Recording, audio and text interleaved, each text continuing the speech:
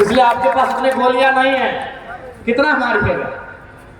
हम पे ध्यान मत दीजिएगा, ताकि हमको कुछ हुआ तो फिर क्या होगा अपना झारखंड भी जानता है। इसलिए आज लोग ये भी कहते हैं कि सुनील महतो की हत्या में 1-2% आपका योगदान था, क्योंकि सुनील महतो हमेशा विस्थापितों के मुद्दे में आपके जीएम लोग को पानी पिलाते थे।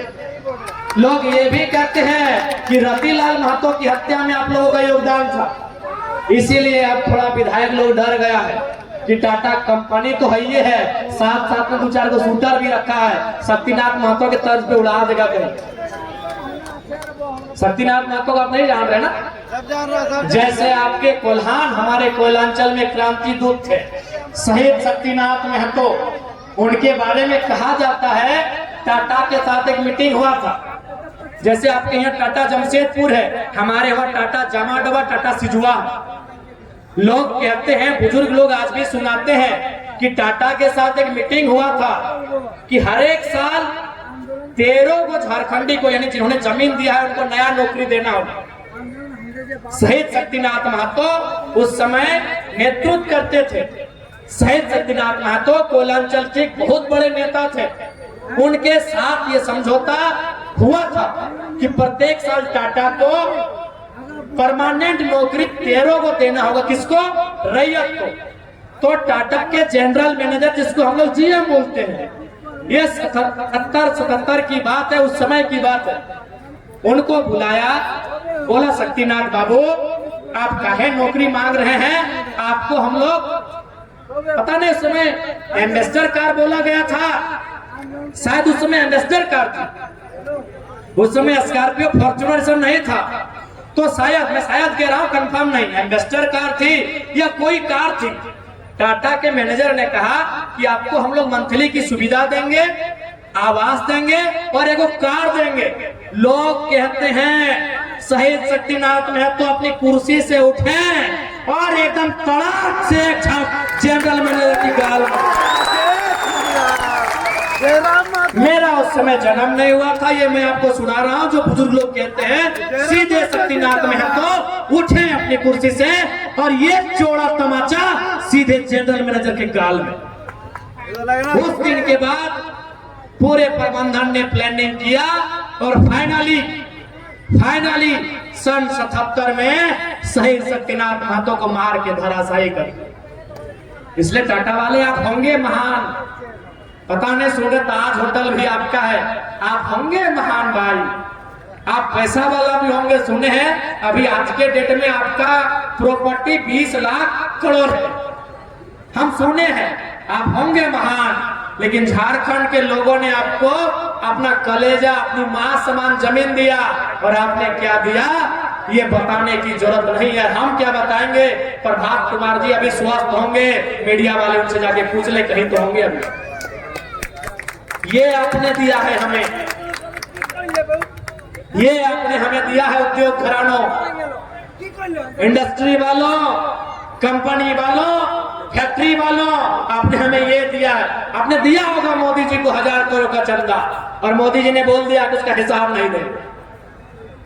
हाँ, कोरोना के टाइम में दिया था चंदा 1000 करोड़, मोदी जी ने कह दिया उसका हिसाब नहीं देंगे, वो पीएम केयर फंड है।